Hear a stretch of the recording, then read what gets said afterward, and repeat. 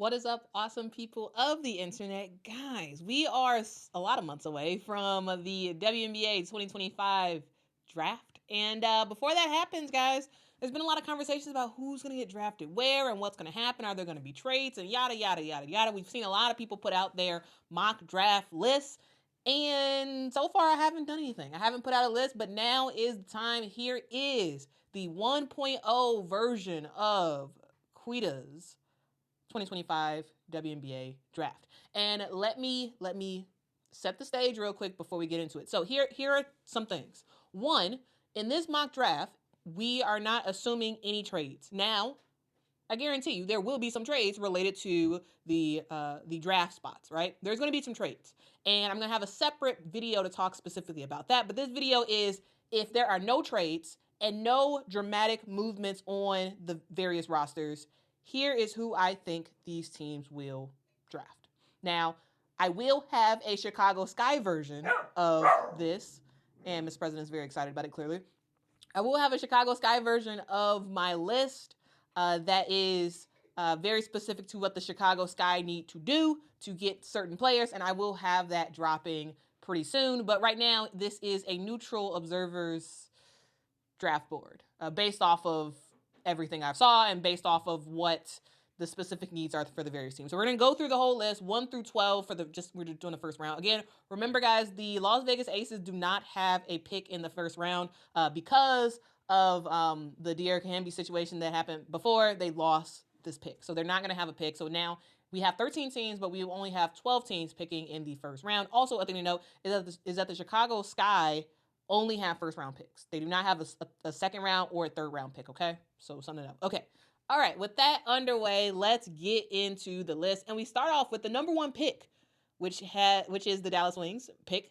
And they are picking 6-foot point guard / shooting guard Paige Bueckers. Now, Paige Bueckers is, in a lot of ways, the most obvious choice for your number one pick because you get elite scoring, you get a tall guard, you get someone who can be a really good playmaker, someone who's very smart and selective about the shots that they take. And this Dallas Wings team needs a point guard. They really do. They got to figure that stuff out.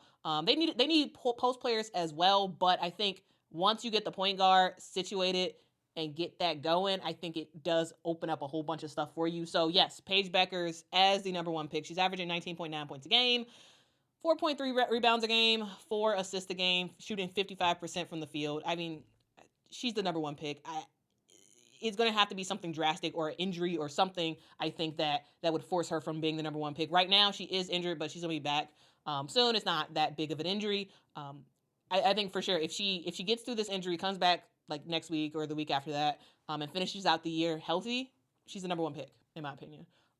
Just because of what she offers. And imagine Paige Bueckers and Arike Gumbawale. Oh, I think that's going to be an offense that once they really develop together, I think that's going to be special. And then they got to figure out the post stuff. But first things first, you get the best player on the board, and the best player is Paige Bueckers.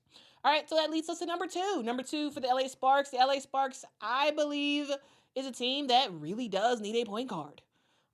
You do have your posts kind of situated. Yes, you can make some changes. Yeah, you could possibly make some trades, but assuming no trades, which there will be, so future live stream about situations of trades and all that stuff. But assuming that no trades happen, the LA Sparks need a point guard for sure. And the best point guard on the board at number 2 is Olivia Miles from Notre Dame. She is a 5'10" point guard who can just do a little bit of everything. She can pass with a whole bunch of sauce on it. She's averaging 7.2 assists per game in the NCAA. Also, this girl has a shot. Okay, she has a 3-ball that does not quit. You got a hand in her face, it doesn't matter. She can hit that. And she can also get to the basket at will. 16.6 points a game for her. Also, she's rebounding it as well. 6.7 rebounds. She had 2 triple doubles back to back this year. And hey, that is the next best available player especially when it comes to guards, but in general for the draft. And that is why I believe that the LA Sparks are going to be drafting Olivia Miles. Now, with Olivia Miles being taken up by the LA Sparks, that leaves the Chicago Sky a little bit like, this sucks, because they were planning on getting Olivia Miles, but Olivia Miles is gone. She's off the board. The next thing that what the Chicago Sky needs is, again, a point guard. Again, the first three teams in this draft all need a point guard. So what do? You draft the next best point guard available. And in my opinion, that is Cheyenne Sellers from Maryland. Now, some of y'all are probably like, what? Cheyenne Sellers? You're putting Cheyenne Sellers at number 3? Yes, I am. And the reason why is because Cheyenne Sellers, number one, is 6'2". One of the issues that the Chicago Sky has had for a while now is we've had very, very, very short guards. Our guards have been short. And that has cost us sometimes. And to have a possible point guard, and Cheyenne Sellers is a player who can play the point guard position. She also can play the shooting guard position if you need her to. But we're going to likely need her as a point guard, initially. To have a 6'2" point guard for your team, someone who yes, is not as good of a passer as Olivia Miles or Paige Beckers, but can thread the needle when she needs to, can facilitate offense, and someone who can look for their shot and can knock it down. We've seen some big games from Cheyenne Sellers over the years. Also, one of the things I love about Cheyenne Sellers is her ability to play defense. She can lock down some players and make some stuff happen. So yes, Cheyenne Sellers as the number 3 pick for the Chicago Sky. Yes. And so yeah, I know y'all gonna have a lot of stuff to say in the chat about that, but yeah, Cheyenne Sellers is I would say that good because the Chicago Sky needs a point guard. Again, keep that in mind. Now, this mock draft is assuming that the Chicago Sky end up keeping Kennedy Carter. So you keep Kennedy Carter, and now you need a point guard. All right. So they could go the route of getting a small forward. Absolutely, but I think the more pressing need, again, is a point guard. And if you could have a point guard who not only can facilitate offense, but can play defense and can score, yeah, Cheyenne Sellers, yeah.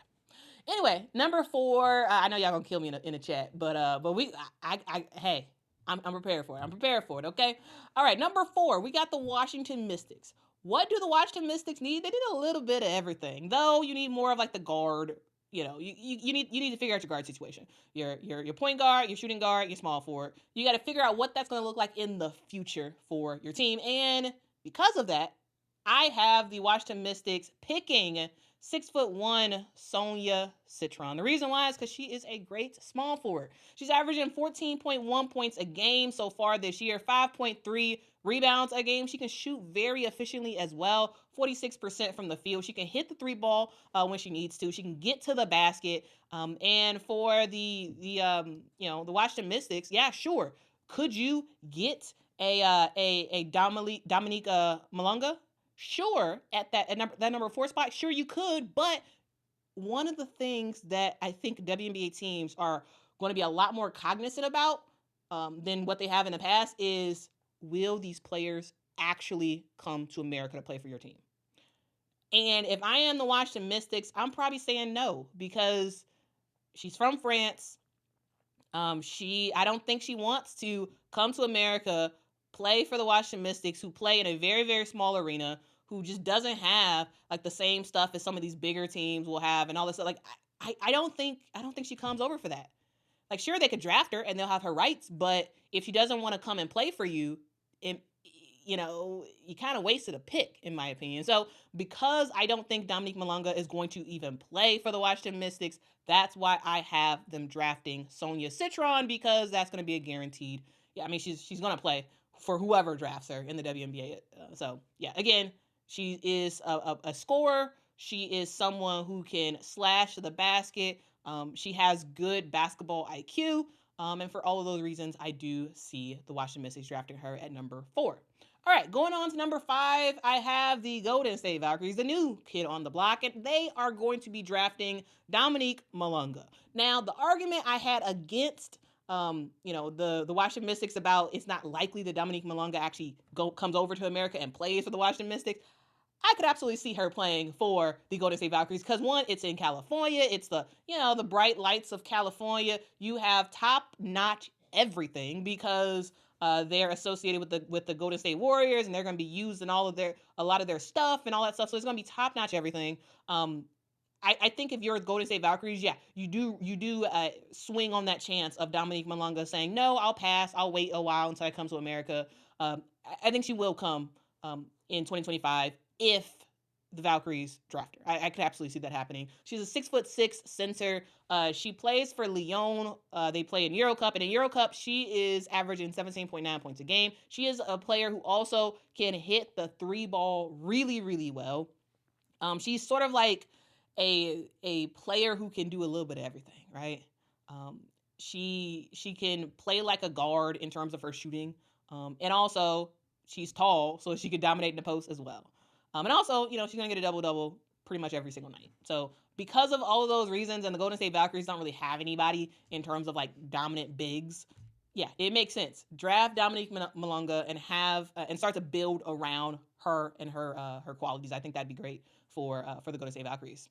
All right, number 6, let's go to the Washington Mystics. And the Washington Mystics will be drafting Kiki Ira-Afen from USC. The reason why the Mystics are drafting Kiki is because it's just a situation of next best player available, and that is Kiki Ira-Afen. Here's the thing, guys. Shakira Austin is a player who has had a lot of injuries. Stephanie Dolson's probably going to be gone, eventually, sometime soon from the Washington Mystics. And right now they don't have a hole for the post, but they will. And if you have an opportunity to draft a 6'3" power forward like a Kiki Ira-Afen, you just do it. You just do it. And maybe that's a trade piece for the future, or you just start to try to build around her. You already do have a power forward in Aaliyah Edwards, but I just think you just go for it. You go for it and you see what you can possibly get in a trade. I don't think it makes sense to keep both Aaliyah and Kiki full term, but maybe you go through 1 year, see how it works, and then decide on which one you want to keep and go from there.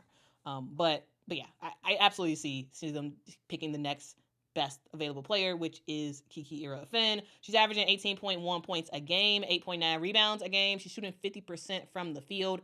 I think should Stanford have not lost Tara Vanderveer to retirement, and should they have not left the Pac-12, I think Kiki Ira-Afen is likely the higher pick in the draft. But because of that, also because of the needs that the various teams have, I do think she slides down to number 6 and gets picked up by the Washington Mystics. All right, next up, we go to number 7 for the New York Liberty. So the New York Liberty, with their number 7th pick, I believe they are going to be picking Anissa Morrow from LSU. Anissa Morrow is a power forward who could transition into a small forward for the WNBA. She is a double-double machine. She is someone who is working on her three-point game, can hit the mid-range jumpers, can be very, very aggressive in the post, and can make some stuff happen. She's averaging 18.4 points a game, 14.4 rebounds a game, which is wild, shooting 54% from the field. I think that is a great future piece for the New York Liberty, because you have to figure out what's going to be your next options. Yes, likely you're going to have both Breanna Stewart and Jonquel Jones returning to the team next year, but you got to start to plan for the future. What does the future look like for the post for the New York Liberty? And I'd say bring in Anissa Morrow. Initially, she's probably going to be at that power forward position, eventually transitioning into a small forward position, and really making that work for the New York Liberty. So yes, again, the best next available player, and in my opinion, that is Anissa Morrow. All right, number 8, we have the Indiana Fever, and the Indiana Fever is a team that is, their eyes are golden, right? They are looking for the future. They are looking to try to win now. They are looking for assets that can plug right into what the Fever are doing, and I think the next best available player that can slot right into the Fever is Te-Hina Paopao.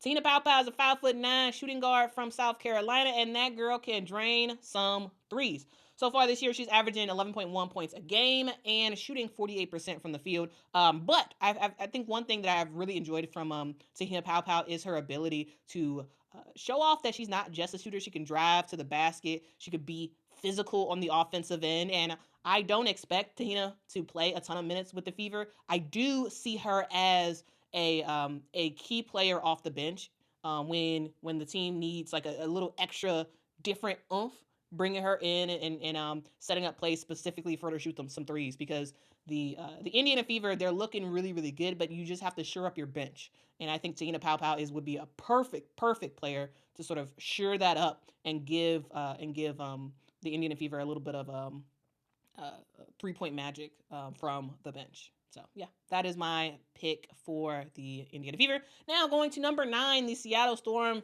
I have them selecting Janiyah Barker. Why? Well, yes, we will see Nneka Ogwumike most likely returning back to the Seattle Storm. She is a free agent, but she's likely going to return back because she seems to really like it there. But you have to think about the fact that the future is coming for Seattle. What does the future look like? Last year, you ended up,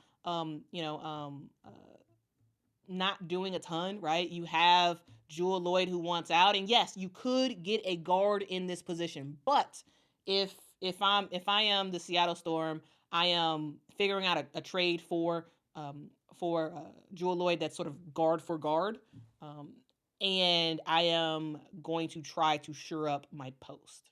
And I think Janiyah Barker is one of those players who can absolutely do that. Janiyah Barker, the thing I love about her, she does just all the little things. So far for UCLA, she's averaging 12.4 points a game, 6.9 rebounds a game. She's shooting pretty efficiently at 47%. But the thing I like is just on the offensive and defensive end, it's the small things. It's spacing. It's team defense. It's her ability to just kind of know what her teammates are going to do and either get out the way or show that she wants the ball and get it in work.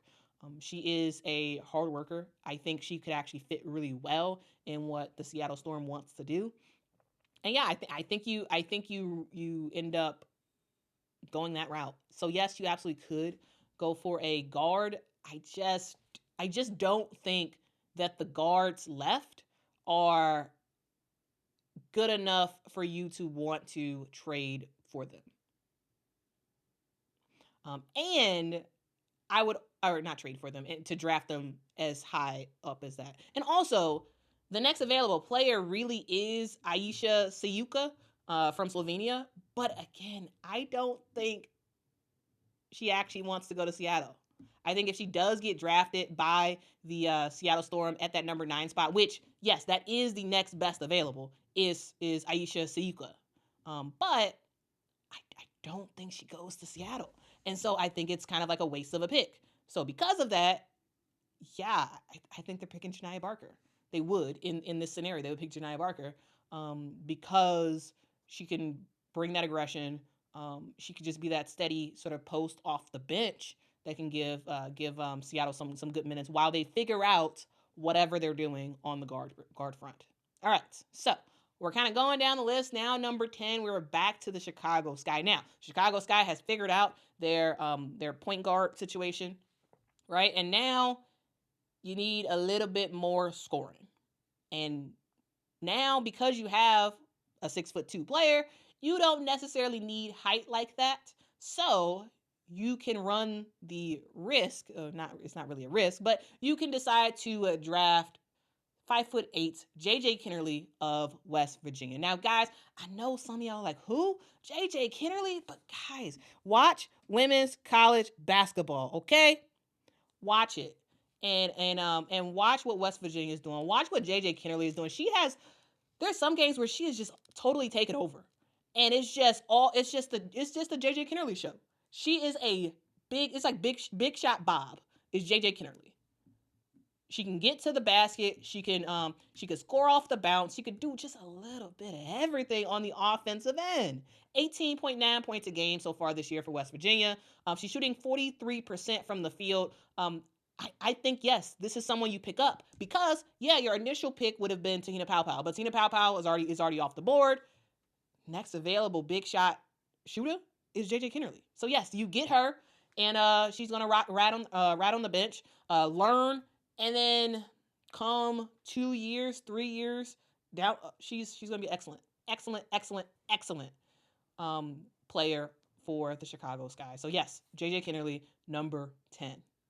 All right, number 11, we have the Minnesota Lynx, and they are likely to draft Aisha Siuka. So Aisha Siuka is a 6'3" Slovenian power forward who is fire. This girl can shoot, shoot, shoot, shoot, shoot, okay? And the reason why I have the Minnesota Lynx picking her is because I think the Minnesota Lynx is one of the teams that could actually convince Aisha to come to America and play for the Lynx. I think the reputation that Cheryl Reeve has, and the international players that have played for the Minnesota Lynx, I think word travels, and I really do think she would actually come to America to play for the Minnesota Lynx.